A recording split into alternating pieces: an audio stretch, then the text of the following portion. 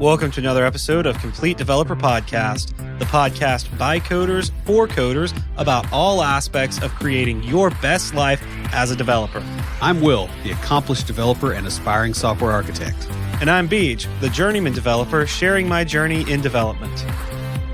From cowboy coders to ninjas and everything in between, the development community has a lot of different archetypes associated with it.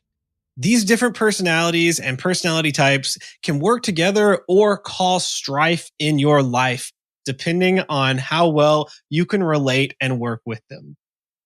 In this episode, we'll take a look at a few of these archetypes, talking about their strengths, weaknesses, and how best to work with or manage them. But before we get started, Will, what have you been fighting this week? Well, on Friday, we had the marketing kickoff meeting for the second book. It's going to come out sometime around the end of April or early May. We're still trying to get a definite date down, but we're kind of lining up things like podcast interviews and all that. So I've got a ton of work to do on there.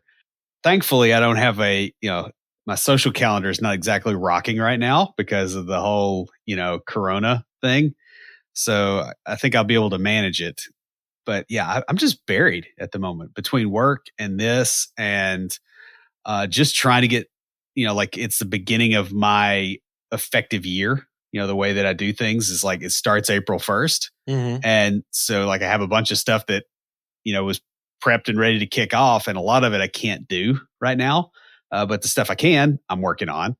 And so, yeah, I've been just going solid. I think the last time I had lunch during a work day, it was like a normal lunch where I could just stop and actually eat I want to say it was last Monday, and it's Tuesday now. So it wasn't yesterday. It was, a week ago, between that and meetings for work. So yeah, I don't really have anything exciting except just a crap ton of work. So how about you? So, Final Fantasy VII Remake came out last Friday for PS4. It was Good Friday, so I actually had the day off work. I asked if I could work that day because I had a lot to do and was told no, I needed a break. And they weren't letting anybody work because we've all been working so much extra.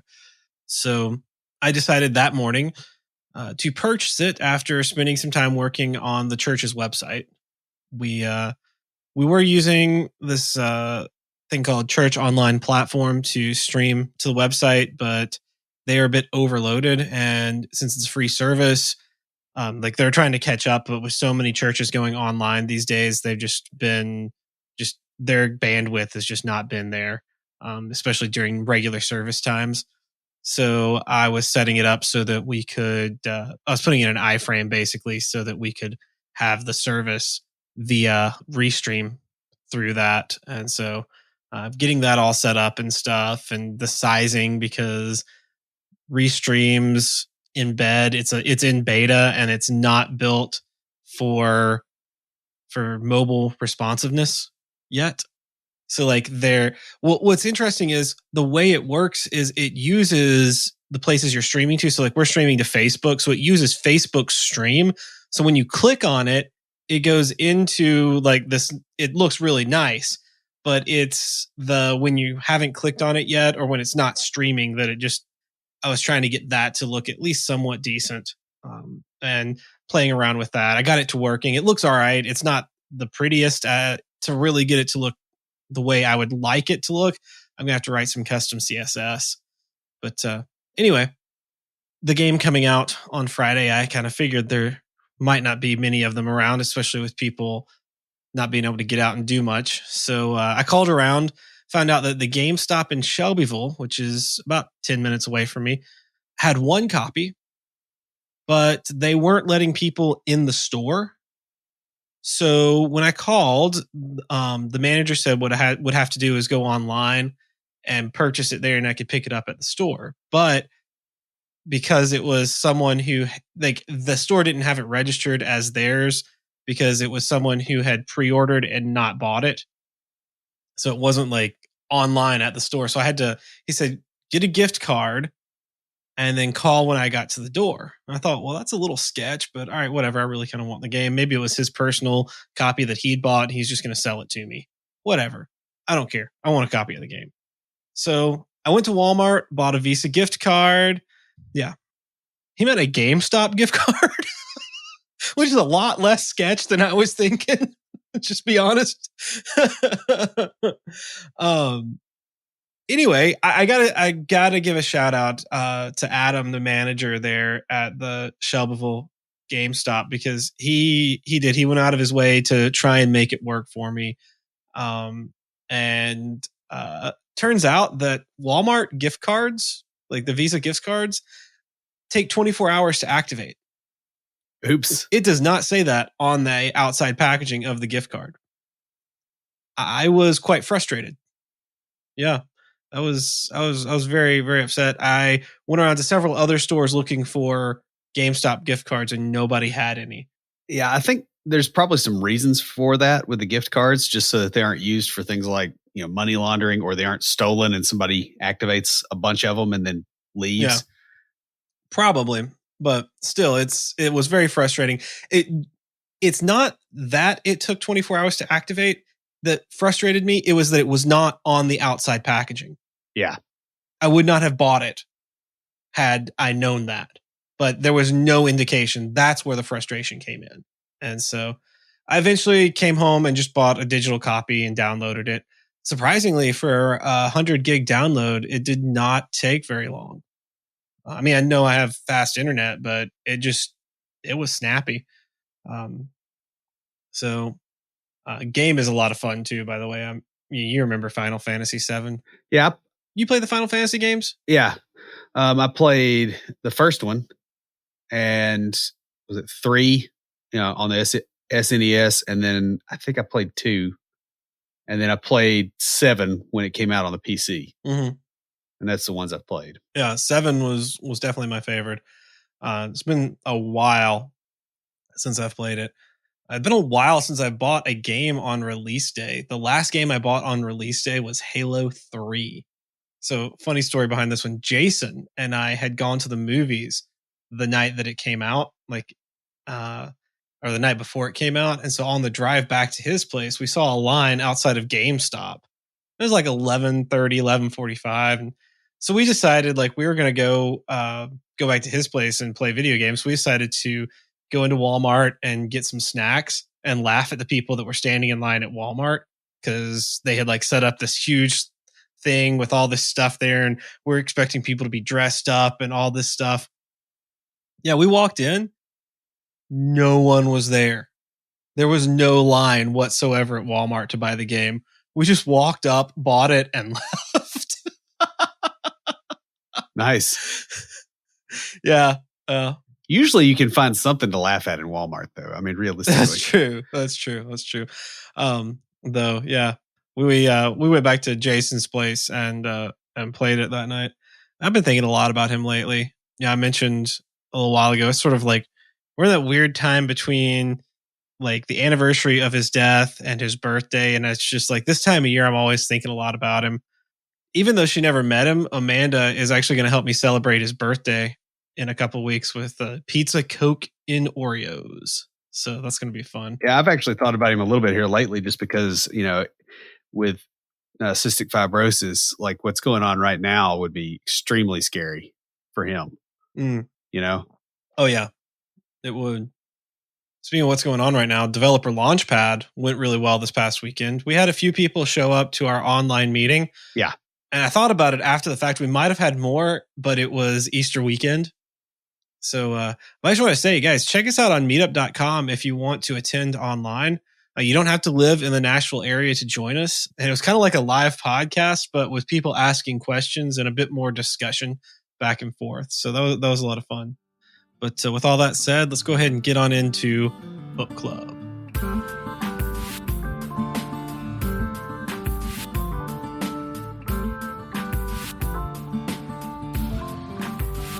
So in Remote Work, The Complete Guide, Chapter 8, I talk about what to do if you run an organization or a team and you want to allow remote work. as a lot of people have found out recently, it is not as simple as just sending everybody home and hoping that the VPN holds up. It completely changes your entire workflow. It changes the way that you approach other team members. It changes the way that you arbitrate disagreements. It changes the way that you hire, the way that you fire, the way that you deal with security. Like all the things get changed all at once. And so you have to have kind of a framework for slowly rolling out remote work. And so I kind of break this down in this chapter essentially with 8 stages, starting at remote hostile, which is, your company allows no remote work whatsoever. You judge people's productivity by whether their butts are in their seats and, that sort of thing. And going all the way up to stage 7, where the organization is truly remote and has practices around making sure that team members can work well together, bringing them in periodically, but that remote is first, and just kind of how to transition through those stages and what selling points you have at each point. So for instance, if your organization allows remote work under certain conditions, but doesn't do it on a recurring basis, how do you pitch that to higher ups? How do you construct your arguments? What things you need to be watching for that are going to be a problem when you transition from here to the next stage? So we'll have a link to that chapter in the show notes. Who's talking to us? We have an email from Tom. He says, "Hey guys, I love the show and have gone back and listened to the older ones too. I've heard you use the term managing up a few times and wondered if you could give more detail on how to do that. My supervisor is a really good programmer, if a bit old school, but he can get into the weeds on things, especially when we're integrating with an older system or older part of the code. It's to the point where we spend hours just sitting around talking about it and not ever making a decision or actually doing anything. Even our manager is getting frustrated. How do I get him to stay focused on the problem at hand and on doing what we're asked to do when he is my supervisor? Thanks, Tom." Yeah, this is a tough one. I didn't get in here whether they actually like the supervisor or not, because obviously there's a lot of nasty things you could do in this situation. One of which is try in a meeting with their supervisor to get them to go off the rails and make them look like an idiot, right? If there's certain kinds of personalities that really like to try to throw curveballs into everything and do this to sabotage their underlings, and that's how you deal with those. I don't want to suggest that obviously as a first go, right? Like you don't start a fight if there's not a fight. Mm-hmm. However, you are going to have to get them to land the plane. There's a few different ways you can do this. One, don't ever go into a meeting with them where it's open-ended. Because if they have time to talk for an hour, they're going to talk for an hour. They're going to fill the space with whatever crap they have. So go, "Hey, I've got 15 minutes before my next meeting. Can you explain this to me real quick?" Mm-hmm. That should help kind of rein that stuff in. And if it doesn't, you've got an excuse to be somewhere else. So you could also time it like with lunch or with something else. You just got to be kind of careful how you do that. You probably can't force them to, stay on topic, but you can ask a lot of questions. Go, "Hey, can we go back to this other thing?" And just keep dragging them back to the thing that you're actually trying to get answered. Because it sounds like this is one of those people that just sort of goes off on the rails, and there's something else going on there, but you want to keep them on task. Mm-hmm. The other thing, speaking of something else going on, is that people like this typically have something else going on. It may be something like they're distracted with their home life. They may have interpersonal problems in the office. They may have a lack of confidence and want to show out how smart they are and what they know. Mm-hmm. And so if you address that, you get rid of the other problem anyway. But the thing is you can't exactly address their problems at home, especially not now, because you can't even go over there without Karen yelling at you for being out for unnecessary travel. But you could call Karen and say that you saw this person's spouse outside. So it's interesting because I've worked with people who really knew, like, I work in an area where we have a lot of really, really old code and a lot of really, really new code. And so I've worked with people who have been around for a while. They really know the code base very well. They really understand it, but they also know all the little nuances and aren't the best at discerning when to talk about the nuances versus when to go, all right, yeah, we can make it work. And that can just be really frustrating, especially if it's like you said, your supervisor. And so you can't just like, it's harder to go, all right, I can't talk to you about this, or get to the point when it's someone who you report to. Yeah, because it'll backfire. Yeah. So, well, hey, Tom, thanks so much. We appreciate the question. That was a great one. And we're definitely going to add managing up to our Kanban board of ideas. Send us another email to waterbottle@completedeveloperpodcast.com with your contact information, because we've got a complete developer water bottle just for you. Guys, if you'd like your very own complete developer water bottle, leave us a review on iTunes or comment on the website or any of our social media. We post all of our episodes to LinkedIn, Twitter, and Facebook. We're also on Instagram and Tumblr. Just recently posted some stuff on Instagram. Well, recently, as in recently when we're recording this. Probably post some more. Trying to throw out some stuff that we're doing while we're here in quarantine. Or you can join us anytime via Slack by going to slack.completedevelopernetwork.com. Your advertisement could be here. If you like the show and would like to advertise on here, send us an email to adverts@completedeveloperpodcast.com. We have short-term, long-term, and other sponsorship opportunities. Reach out to us and let us help you reach the people you are serving. As programmers, we tend to be a rather interesting bunch. Some might even call us peculiar. Developers tend to have our own culture and even subcultures within the development community. If you go attend a polyglot or regional conference, you'll see many of the various subcultures within development getting together to grow, learn, and enjoy the company of like-minded individuals. Within the community of developers are several archetypes that you're going to see. Rarely will you find someone who is completely a particular one, but you'll more likely notice traits in the different people you interact with, some stronger than others. And while researching the different archetypes of developers, we broke them down into 3 groupings: coding styles, knowledge expression, and general personality. This is the first of 3 episodes talking about the types of programmers you'll meet in your career. And it's going to focus on the various coding styles that you'll encounter.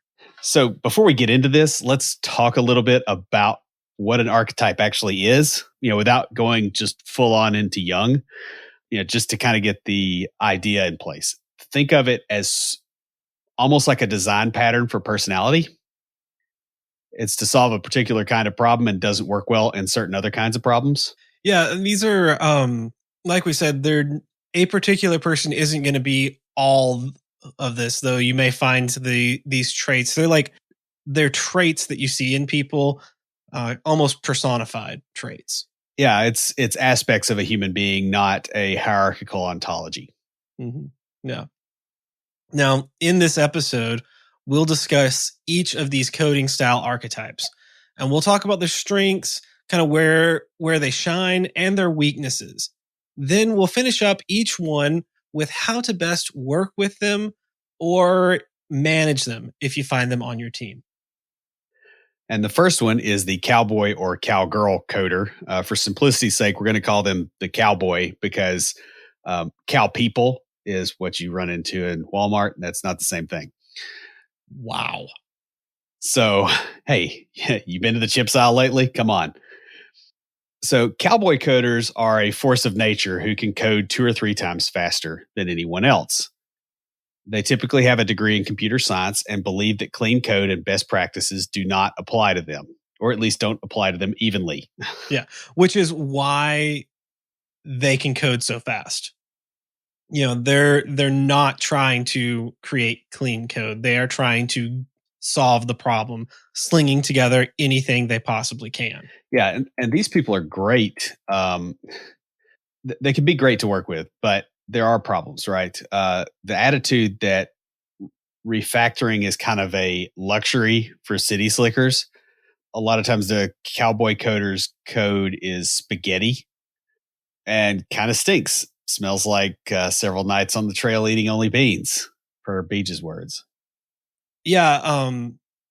I thought of that when I was writing this last night because it's just it was sort of a funny way of thinking about it because their code is going to be all over the place. That it's not going to follow any kind of pattern, any kind of design because they're doing is they're getting out there and they're just slinging stuff to get it working. I mean, well, they don't write code or design code; they accrete code. I mean, they're really good if you're trying to get a proof of concept out. Yeah, or a quick and dirty patch because stuff is on fire and you're just trying to get some space to work. They are extremely handy. Like that's the people you go get. You don't do them. You don't get them involved if you have something that needs to be stable over the long term with a bunch of other people working on it.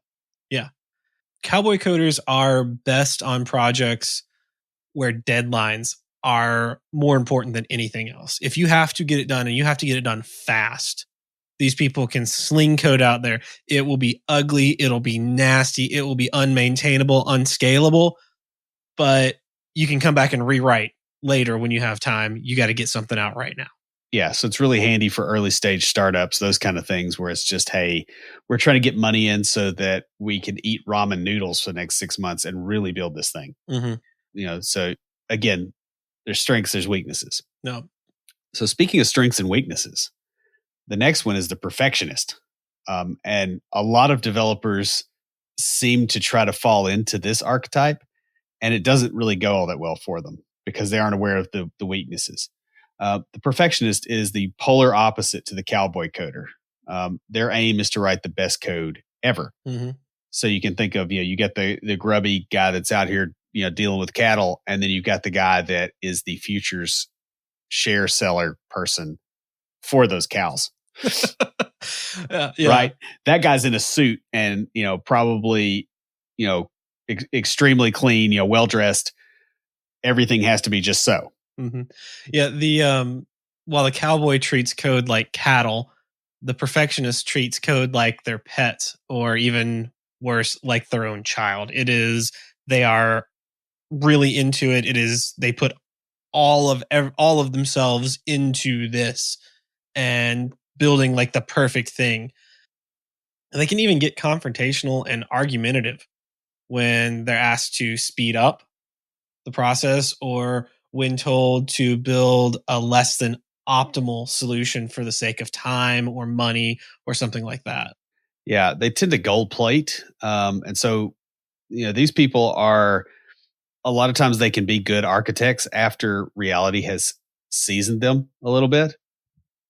They can also be the kind of person that lays out the design and figures out, hey, here's how all the pieces need to interact, because they'll iterate over that. But what you don't want them to do is iterate over a working code base that you need to stay working. Yeah. Because they will gold plate the crap out of it and it'll sink. The thing with a perfectionist is if you give them limits. So if you do have limited resources, they work best when told the limitations up front and asked to find the best solution given those limitations. Right. Because if you do that, then their perfectionism fits within that box. Yes. And they'll expand to fill that box. Yeah. Versus they're the whole like world. A gas. Yeah. Which is kind of like the way cowboy coders, I mean, like there are some similarities, honestly, in the way that stuff gets done. It's just they're both very iterative, but one of them is just throwing more crap at the wall to try to get stuff to stick. And the other one is, carving things with a very small chisel to get the shape they want. Yeah. So the next archetype that you're going to see is the caretaker. And the caretaker has been with the company for years, maybe even decades. So they know the code base inside and out, especially the older, more arcane areas. I mean, our comment for this episode, Tom, his supervisor, is a caretaker. Yeah. And, again, these people matter, right? They have to keep the system running. That tends to be their priority. As a result, they typically tend to be older. They tend to be more comfortable with outdated technology. Yeah. And they spend a lot of their time maintaining legacy stuff. So they're really cautious about doing anything that might disrupt the system. They will not do a large scale refactor almost ever. No. They may have gotten stuck in a rut. Yeah, these are the people who have been around. They may have written parts of the system that they're maintaining, and they know it. They know the processes. They know the business behind it inside and out. And so when you have to integrate with that, or you're writing something new that talks to an older system, they're the ones that you want to have on your team for that. Yeah, they also tend to have gotten stuck in a rut, or they might kind of have the whole golden handcuffs thing, preventing them from trying new stuff. So, for instance, they may be working at a company where they were offered some share of ownership 15 years ago, and they're going to get a couple $100,000 when the company sells. Right, that's a common way to keep the developers that really know the arcane stuff around, is to do that. And then you can just basically keep them in place and pay them a low salary and keep them. Yeah. I had a coworker who was trying to get out of being a caretaker back when I very first started. She had gotten into development, like gone to school for computer science, gotten into development, really got into the technology at the time, but got married, had kids, just found herself in a job doing the thing that she knew how to do, and technology passed her by. And so when I came on, she was really trying to work her way up and learn the new stuff. She ended up leaving, and ran into her not long ago, and she's now a lead developer, doing a little bit of new stuff, a little bit of old stuff. She actually found a job where it's like perfect for her, because they have they need someone who kind of knows the new stuff to help guide the developers working on that, and kind of knows the old stuff to help guide the developers on that, and can maybe step in when they need help. So like perfect fit for her. So just because the reason I say this is just because a caretaker may get stuck in a rut and they end up as a caretaker because of that, doesn't mean they have to stay that way if they don't want to. Right. Now they may want to. I know people who do VB.net and absolutely love it. I don't understand that, but there are people that I know who love doing VB.net, and they have found jobs doing that, and they're very happy. I've got a friend that still does VB6. Oh yeah, that's right. I forget about that. Yeah. Yeah, a good friend, and he's gradually moving to .NET. But yeah, he's comfortable, and it runs his company. Mm-hmm. I will say that caretakers are very, very good for keeping a system stable, especially if it's critical. Yeah, and the business doesn't change much. Like, that's what you want. You don't want the 24-year-old developer that wants to refactor the whole thing and rewrite it in JavaScript framework of the week. Yes, whatever that happens to be. Like, you want the guy that's completely comfortable saying, "Yep, this is COBOL. It still works. I don't care." Yeah. However, you really have to be careful if you're in a situation with these people where you're trying to put them on a newer project or trying to integrate newer technology with their old stuff in a way that they feel threatened by, or that might be a risk to them, because a lot of these folks, frankly, are riding out to retirement, assuming that they can maintain this project until it's time for them to go retire. And, honestly, if I was 64 and I was in that state, I wouldn't be going, "Oh, I'm going to learn React and, do this." Yeah. If I'm ready to retire, I'm ready to retire. And that's probably what I would do too. So it's not unreasonable. I know a couple of people who they moved into positions basically being caretakers, because they were kind of riding it out. They're, public sector employees, and they wanted to ride it out to retirement. And there was a need for someone to come in, because the newer people coming, like the juniors coming in, didn't really know the older system. And so they needed someone who understood that older tech. And so they brought them in. But I also know some who are close to retirement. I think I've talked about one of my coworkers. He's close to retirement, and he is all about learning the new stuff because he just loves it. Yeah, and there's people like that too. And it really takes both to drive a system forward. And so it's like, anything we say about anybody in this, understand that we're seeing that there's positive and there's negative. It's not all negative. It's just they got to be in the right place. Speaking of being in the right place, the very next archetype we're going to talk about is the specialist. Now, the specialist is a developer who, rather than becoming a T-shaped developer, and we've had episodes on becoming a T-shaped developer, has become more of a lowercase L shape, where they didn't get that broad top, surface level understanding of a lot of different things and how they interact. They just did a deep dive into one area at the cost of being well-rounded. Right. So you'll commonly see this. One good example is a lot of data scientists, at least right now. They typically only code in Python. They tend to be really good at math. They really enjoy statistics and image manipulation. Yeah. Right. And they can do all that stuff in Python, and it totally rocks. And they're very, very useful. Yeah. And I know several data scientists. I mean, like, I'm getting a master's in data science. So I know several people in this area who have a background in math or statistics and learned Python to do the data science, to manipulate the data. And that's all they learned it for. They don't have a desire to be a coder. They have a desire to manipulate data.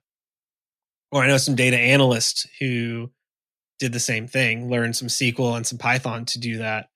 Now, I will say this about my master's program.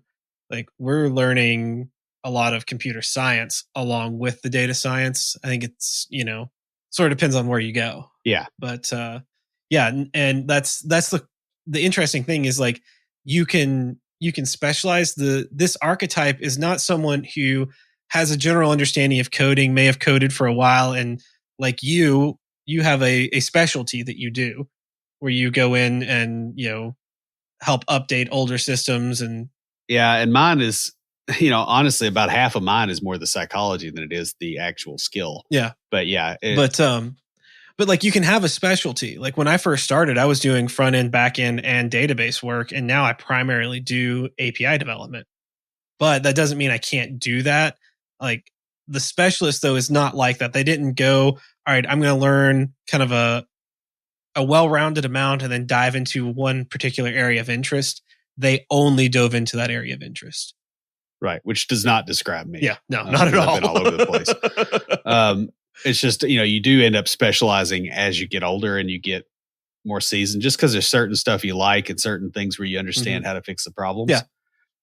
Now, another type of common specialist that you're going to run into is the security professional. They typically know all kinds of stuff, weird minutia about security. They hack into systems for fun. Sometimes they have a little bit different take on ethics than you might think. It's not necessarily bad, but there's some stuff they find unethical that probably wouldn't make you blink, and vice versa. Yeah. Now, what's really funny about that, and when I was writing this, I had a particular conversation in mind back when I was in grad school for psychology. So my first time in graduate school, I was asked to speak about ethics because my minor was philosophy and ethics, and in undergrad. And so I was asked to speak at an event about kind of like ethics and religious ethics and things like that.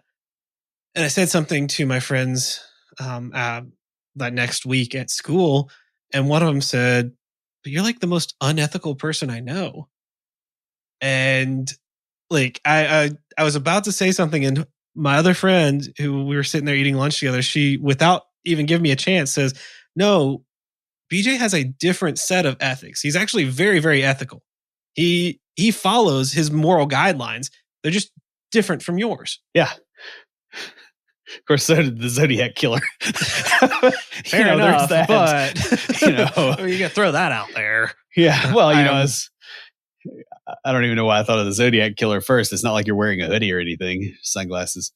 But Yeah, I mean, they do definitely have a different take on a lot of stuff. And this is also really common among specialists as far as what they think is a good idea and what they think is a bad idea is very narrowly defined in a very particular niche. And that's okay.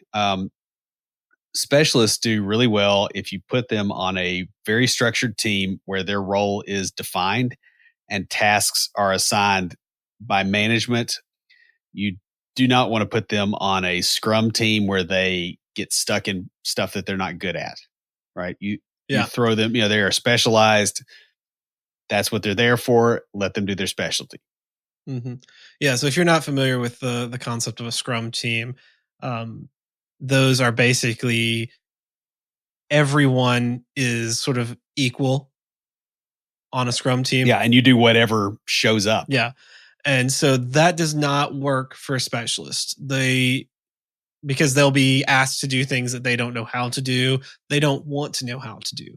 Like it's one thing if you have someone like Will who has specialized in an area, but he's also got experience in other areas and enjoys doing Most of them.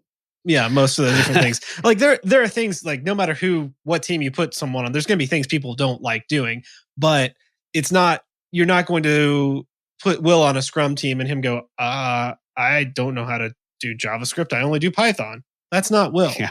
Now you could turn that around. That might be a little bit more accurate. It's actually, I mean, I've done some Python. I just can't stand the linguistic importance of the spacing. Drives me up the wall. Like I just can't even. I have the same problem with YAML. Mm-hmm. I'm not having it.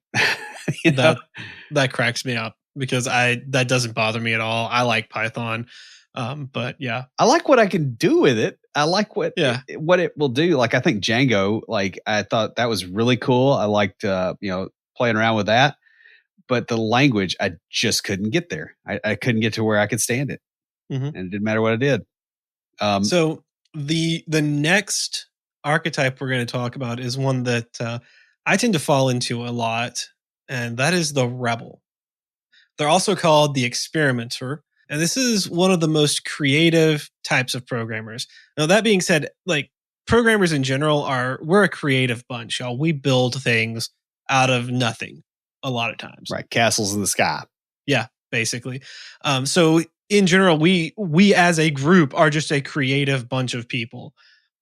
That said, the rebels are typically the ones who are going out and trying new things and building weird, unique things.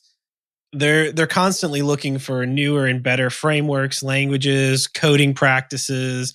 Like it depends on where their focus is. Like you could have a rebel who is really into coding best practices and they're looking for what are the best of the best practices, what are the newer ones, what are the ways to do this, like what can I learn, what are ones that I don't know about, how can I over optimize, like really like look at it and go, how can I break this process down the way that I approach it, what could I be doing differently to avoid certain kinds of certain whole classes of problems. Yeah.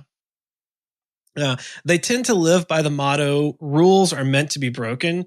And this can confuse and even frustrate other members of their team. Especially the caretakers, because it's like when the rebel goes in, it is like the caretaker is in charge of a garden and the rebel is in charge of a four-wheeler. Yes. And that interaction is not pleasant. And the thing is it messes everybody else up in the team too, because those two will go head to head and everybody else feels like they have to be part of it because it's so extreme. You have to take sides. Mm-hmm. I have seen that dynamic before. I imagine you have initiated that dynamic before. I'm just going to throw that out there as something that I feel like has a pretty strong probability, Yeah. The thing with the rebels is, get them working on a positive solution. Like one of the things that I brought in was logging to the database. Like we didn't really have that, especially in our newer projects. And so like that was something I went out and researched and learned as much as I could about and brought that in. Rebels work best when they're asked to solve unique problems or find new ways of creating solutions. They tend to get bored and honestly suffer when tasked with maintaining legacy applications, even ones they wrote. Yeah, because it's already past. It's like reading a book again. Mhm. The best way I've heard rebels described as is basically lock them in a room with the complete works of Frank Zappa and a 12 pack of beer and give them a problem and Yes. leave them alone. Yes. That And if sounds you can just, that's pretty much it. I mean, because I was kind of like this when I was younger. sounds amazing to me. Yeah, I was like this when I was younger, and then I started I grew out of it. I think a lot, just simply. I won't say that I entirely grew out of it. I think I have a lot of those aspects. It's just that they're applied in the interpersonal space more than in the coding space now, because I realized that's where the problems I was seeing came from. Mhm. But that said, like the having to maintain crappy systems, like if you want to drive one of these people crazy, what you do is you make them repeat a process over and over again that they know is a waste of time and tell them they can't fix it. Mhm. And what they'll end up doing is they'll fix it anyway and they won't tell you. Yes. That is so true. Yeah. And sometimes like some managers kind of get this and they actually set them up that way. I'll be honest with you. My management, especially like the higher ups, they figured this out about me. And so like I get put on the newer stuff, and like I'm not the only one that ever gets put on the newer stuff, but they have me going out and, all right, hey, go figure out how to do this, and then teach everyone else and pass it on to someone so that you can go out and learn the next new thing. Well, and I think that's one of the other strengths that a rebel has is they're not afraid of blowing stuff up. True. Right? Like, so you could throw this guy into something new or this guy or gal, and when they run into something that they don't expect and they fail, they'll just take another run at it. Yeah. It doesn't affect their ego. And like whereas a caretaker, if you do that, like they're done. They're like, I can't do this. Yeah. I've seen that with people. It doesn't fit. Yeah. Because I mean, really, those two are very, very strong opposites. Yeah, kind of like the opposite between the cowboy coder and the perfectionist. The caretaker and the rebel are on opposite ends, and it's one of those things you need both. Yeah, you need. Here's a great example: an app that I started working on a couple of years ago. We finished a year or so ago. They had a really weird bug, and normally they don't tap me on bugs for that application because it's pretty straightforward .NET CRUD application with some business logic thrown in. This is a really weird one. So they asked me to look into it. And so I spent 2 or 3 days just sort of researching it, figuring out what was going on. And I was like, figured out it was just, one of those things where I knew what I knew at the time, the way to do things wasn't the best. And it took it a while, but it eventually caused a problem. So I came back with, all right, here's what it is. Here's where the problem is. This is 3 options for a solution. And I was really proud of them. They chose to go with the longer term, like take longer to do, more effort, but do it right solution. I was like really, really happy. And so as soon as I did that, they chose that and said, all right, we're going to assign someone for you to show how to go in because it's a lot of tedium. We're going to assign someone for you to show how to go in and make these changes. And then we're going to put you back on this like research project. Yeah. Because I'm like, you guys know me so well. Yeah. Because there's some people that really can take the tedium, like they're just there. And we're going to talk about those here in a few minutes. But speaking of people who don't have a whole lot of tedium going on, the hero is the next archetype. And so this is the one that I see, like when I was writing this, I was thinking of you. Yeah, I've been this quite a bit. Yeah. A hero is the developer who's best when they're under stress and the only person who can solve the problem. So, there's some kind of major issue and you got to go in and fix it. And you can lock yourself in an office and go handle it.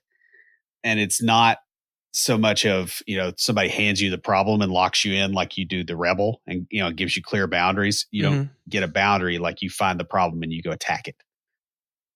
Now, one particular type is what they call the ninja coders. Like you used to see this on job adverts. It's like we're trying to hire a ninja coder. It's like, so you want a feudal 14th century Japanese warrior with a sword in your office typing code. That seems like a waste. Or with a naginata on the desk, like, So when you say that, I think of that meme or whatnot of the guy on the exercise bike riding the exercise bike with the sword stabbing every now and then. It's just I really just hate that phrasing, because we would never refer to, we would never call somebody an immortal and say, oh, they're like a Persian, infantryman, it's completely irrelevant. And it's just a really strange mental thing. It's only in our industry, really. Like you don't hear about, ninja accountants, Right. Well, and that's the thing. Maybe there are, and they're just really good. Ours are really crappy. And that's why we're the only ones that we hear about it in.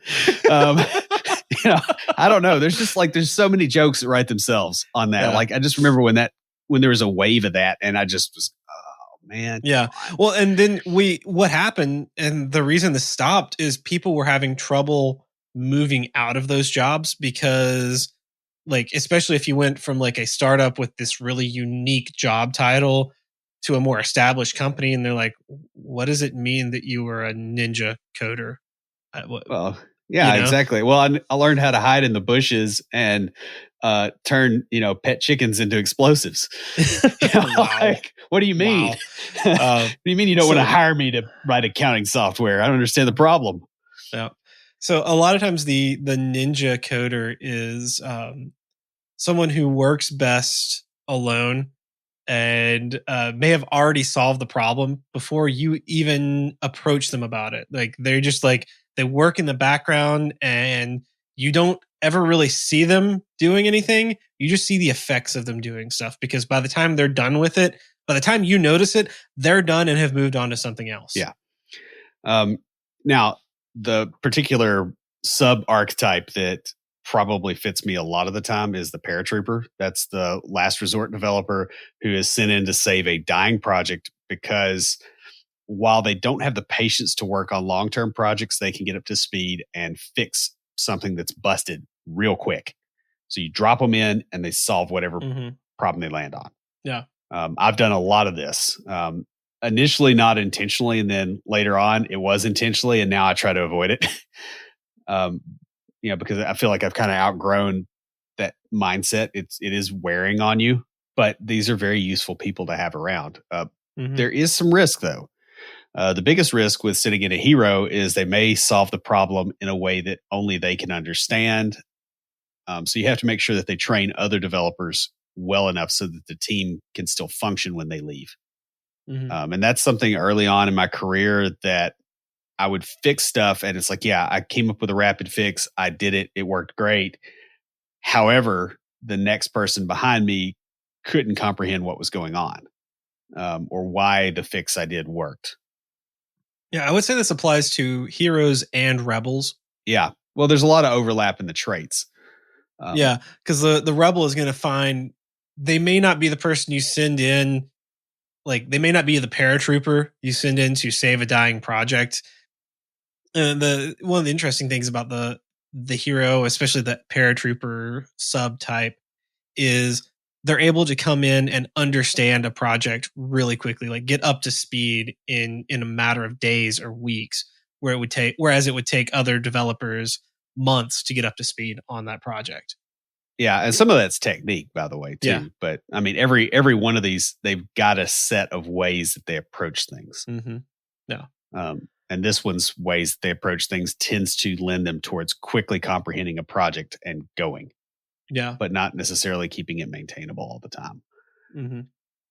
Yeah, and that's the thing. With both of them, it's, you've got to get them to train the other people, train your regular coders, and that's who we're talking about next is your regular coder.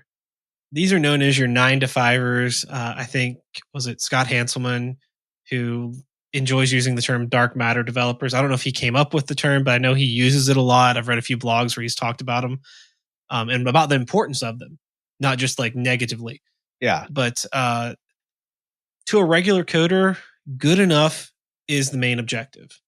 Yeah. They have a tendency, it's kind of like infantry, right? Like part of their strength is numbers, and a lot of the numbers working has to do with conformity and with understanding that you're part of a greater whole. Yeah.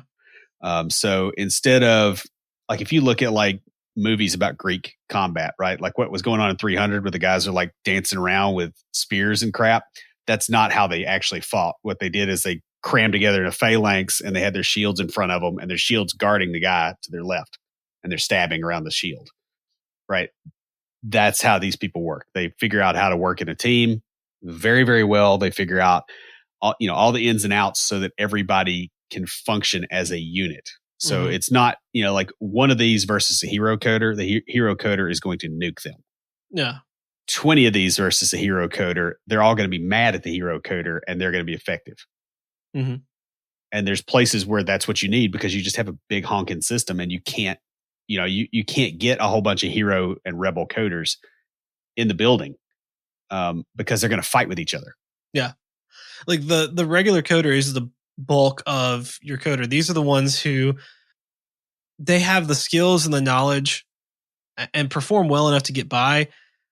They may not be putting their all into it because this is not like this isn't their passion. This is what they do. It may have been their passion. Like when they were younger, it may have been their passion. And now it's just, hey, this was my passion. Then I got into winemaking and I'm really into winemaking. And I just do this to pay for bottles, support my family and pay for bottles. Yeah. And I mean, that's legit. It could be that, and they may have outside interests. They're not the type that really goes to a lot of conferences unless like they're sent by their work. Right. And, it's very easy to look at this group and go, oh, well, this is like the least cool. It's like, look, these are the guys that get everything done. Mm-hmm. For the most part, you have these other archetypes sprinkled in there to solve, particular specialized situations. The regular coders handle the, 95% of normal code. It's like, hey, it's not super difficult. It's difficult enough that it takes skill, but it's not just ridiculous. And there's a lot of it, and it has to get done. And it's just as important as the other stuff. And along with that, a lot of times what you'll find is you'll have someone who is like a rebel. Like me, for example, I have a lot of the traits of a rebel, but I'm not always a rebel. When I am not tasked with like learning something new or things like that at work, I tend to become a regular coder. I treat it like a 9 to 5 job. I come in, I do my job, I go home. Yep. And then at home is when I play around with the neat, unique stuff. And so there's a lot of us like that. Yeah. You may have a lot of coders who fit into another archetype, but that archetype isn't being used right now. So at the time they're a regular coder. And this is sort of where most coders fall is in this category. I will say there's one subtype that we're going to talk about here. This is the mediocre developer. And they may take a little bit longer to get a job done, but their slow, steady pace avoids burnout, and it helps them keep that work-life balance that we're all seeking. Right. They may not, the mediocre developer, they're not going to go seek their own. They're not going to have their own Pluralsight subscription, but if their job pays for it, they'll do some training. They're not going to sign up and go to conferences, but if their job sends them, they'll go. Yeah. And, the thing is, they do have a risk of becoming apathetic, especially over time, because, once you know all the stuff you need to know, it gets kind of rote, a lot of times. And that's not necessarily an entirely bad thing, especially if it's driving something else. This reminds me, honestly, the way I would think about a regular coder is an interaction I had with a farmer way back in the day. We had a neighbor up the road that had a chicken coop that had like 20, 25 birds in there. I'm trying to remember, the number of birds he had was basically based around the number of people he had in his household. So I think it's like two hens per person, and then you always have eggs. Oh, that's smart. Right. And no more than that. And I was like, you could have more chickens and you could make money selling the eggs. And what he told me is he looks at it, he goes, look, I have 20 chickens and I have eggs every morning. If I had 50 chickens, I'd have eggs every morning and I'd have foxes to deal with. Yeah. Because you scale up and you do the harder things, you get more crap thrown at you. You got more problems. And I think regular developers, a lot of that is the realization that, hey, I don't, this isn't the end all be all of what I want my existence to be. This just pays for me going and doing the other things that I do. And that's completely fine. In fact, that's probably admirable compared to a lot of the workaholic burnout culture that we have going on here. Yeah. I mean, we have a couple of different friends who are like this. And, given our personalities, you would think that we wouldn't really associate with 9-to-5ers, but yeah, some of them were really into it. Some of them we've known since college who were really into coding, and then they got married, they had kids, they got into other things in their life, and they're like, hey, coding isn't the primary focus of my life anymore. Yeah. You grow out of it. And I think the other thing too, is a lot of them just kind of the way software development is in a lot of shops just kind of burns you down. Like you get to a point where you don't emotionally invest because you get hurt. Yeah, I could see that. It's not, we want to make sure that we're not characterizing these people as being broken or messed up in some way. It's like, no, they just have different priorities and it's totally fine. We still need them to be there. Mm-hmm. This is not an exhaustive list of coding style archetypes. Instead, it's a group of the ones you are most likely to encounter within your career. While there are others out there, you can use this list to better understand your coworkers, managers, and friends in the development community. To be truly introspective, think about the times you have exhibited the traits of these and try to figure out which one you resemble most or most often. Use that information to set yourself up for success at your current place of employment and when you're looking for work by picking things that play to that strength. That pretty much wraps us up. What do you have this week for us for tricks of the trade? So in this episode, we talked about how to understand and work with various archetypes. You have to understand, though, that these are ways to better understand ourselves and others. The archetypes don't define us. If you find yourself to resemble one that you don't like, or you just don't like the way that it is viewed or portrayed, then you can make changes to improve yourself. That's really the whole goal of this podcast, is to provide you with the tools to help improve yourself. Like, it's something that Will and I sort of learned the hard way, a lot of these things that we talk about. And one of the big things with this when we first started the podcast was, hey, we want to make it easier for other people to grow and, improve themselves. When asked, I was asked today on a phone call what my podcast is about. And I said, well, it's a personal growth podcast geared towards software developers. And that's sort of the elevator pitch that I give is, yeah, that's what we're here for. And that I want to say, we're talking about these as if they completely define the person. We do that specifically so that it makes sense, so you can understand them. But I just want to say here in this kind of after piece, they don't define who we are. We define who we are. These just help us understand that definition. And if you don't like it, if you look at yourself and you go, oh my goodness, I'm a cowboy coder and I don't want to be a cowboy coder. I want to be, a specialist. I want to be a rebel. I want to do this or that.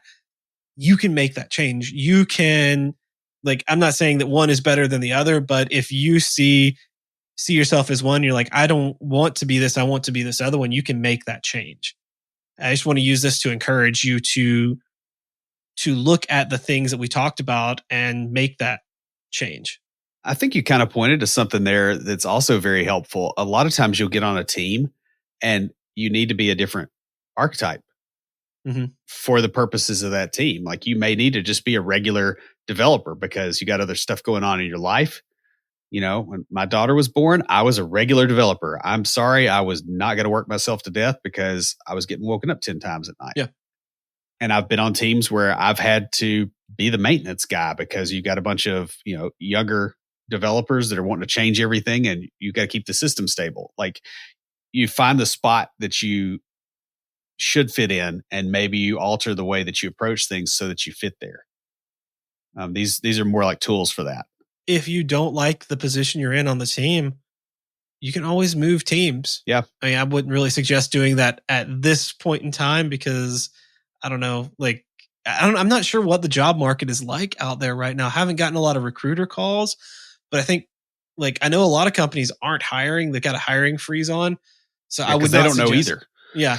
I would not suggest moving, like leaving at this point unless you already have something lined up, but understand when all this passes and, you know, as we start coming back into the workforce again, you know, there are options out there and you can find yourself a team where you are in a role that you want to be in. You may not be in the optimal role right away, but you can work towards that. Yeah. Or you could just start pushing in your current team for that matter. That's true. That's another option you know, you've got. You change the opinion they have and they're like, man, you know, he's really going after the new tech all of a sudden. You know, he's just really fired up about this. You know, a lot of times management will see that and they get excited. Yeah, that's true. And they'll work with you. That's true. Or they'll immediately resist you and then you know where things are. Yeah. So like I was saying, it doesn't matter where you are. If you love where you are, then great, stay there. If you don't and you want to make a change, you can. These do not have to define you. And that's pretty much all I've got. If you have a question or comment, please email us at neckbeards@completedeveloperpodcast.com. Our theme music is an excerpt from Stand By for Titanfall by Pure Bells, available on SoundCloud and licensed through Creative Commons. The intro music for IoTs is Hillbilly Hip Hop by Jason Belcher. For references, show notes, and to sign up for weekly emails with extra tips and insights, be sure to check out the website at CompleteDeveloperPodcast.com. You can also follow us on Twitter at CompleteDevPod and like our page on Facebook to keep up with news about the show. Catch us each week as we broadcast live, talking about what's going on in the tech world and answering listener questions. Learn more about all of our shows and groups by going to CompleteDeveloperNetwork.com, where you'll find links to Junior Developer Toolbox, Developer Launchpad, and our other communities. Thanks for listening. See you next time.